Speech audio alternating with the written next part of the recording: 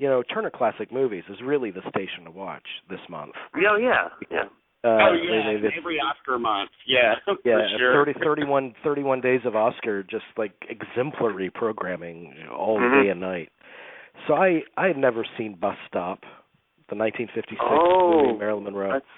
That's a great one. So I watched that last night, and my God, I mean the magnetism and appeal of Marilyn Monroe is beyond compare. What a special, it goes without saying.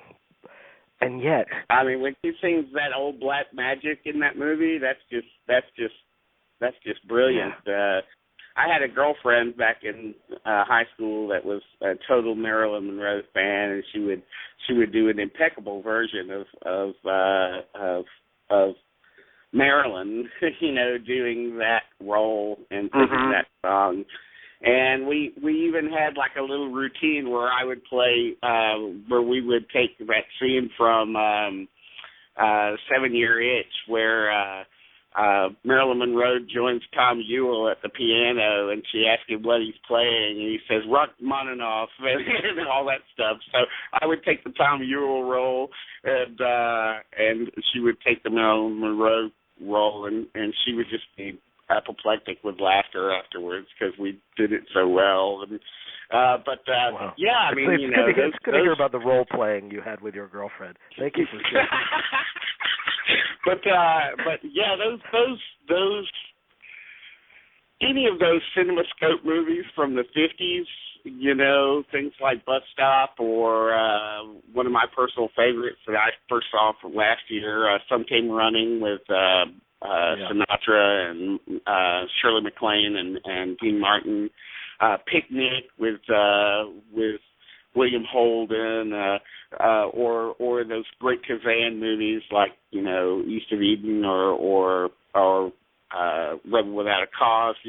When you go back and take a look at those movies and you take a look at the way that they were made and the way that they were lit and acted and directed and written, and it just feels like another world. It wasn't that long ago, but it feels like an absolutely another world. And if someone came out with a movie like that looked like those movies, I think the closest that it's come has been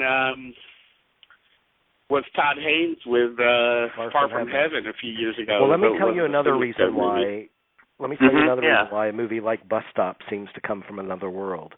It's so interesting watching it 60 years after it was made, because through today's perspective, the lead male character of that is a dangerous stalker. That's Don Murray, right? This guy is scary. He was nominated for an Oscar for it. Which is beyond my comprehension. I was watching that thing and I was thinking, oh my God, this guy is awful. And yet Bus Stop is the first movie Marilyn Monroe did after she left the Actors Studio. And it was her attempting to get on a more serious track. And actually she got reviews that say, she's a really good actress, and this movie actually proves it in a way that her previous ones didn't.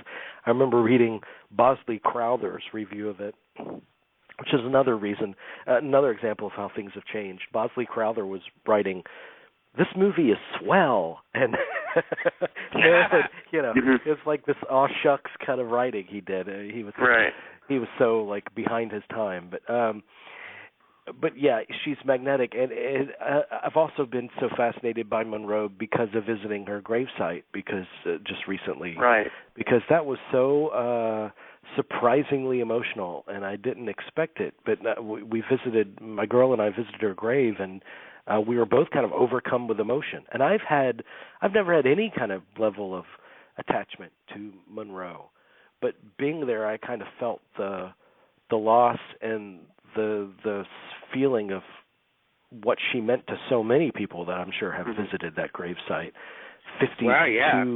Going on 52 years after her death, they've had to replace that grave plate several times because of discoloration, because of everyone touching it and kissing it and everything. It's amazing to be in a cemetery. Of course, that's arguably, amongst celebrity grave sites, that's arguably the most famous, because For years after her death, Joe DiMaggio delivered new roses, on a bi-weekly basis to the site and everything. So that's arguably, I can totally get where, standing in that spot where probably literally millions of people have stood and actually wept. Yeah. Well, above her, the grave like above her, transparently, the crypt above her, the guy that's buried there actually requested to be buried face down, so he wouldn't have his back turned towards Marilyn. And then the crypt right beside her is empty, but Hugh Hefner has that one. So when he dies, he'll be buried next to Marilyn. Wow. Okay. That cemetery. And is it Truman Capote around there somewhere too? Truman Capote's right around the corner, 2 crypts above Heather O'Rourke. And then I think Dean Martin is around there too. And then if you walk a couple of feet over, there's Cassavetes. And then Dorothy Stratton and Dominic Dunn are buried there, and Don Knotts, Walter Matthau, Jack Lemmon, Carol O'Connor, on and on, Peter Falk, on and on and on. But a lot of women that were kind of victimized. I mean, Stratton and Dominic Dunn certainly, and you can argue Marilyn Monroe as well.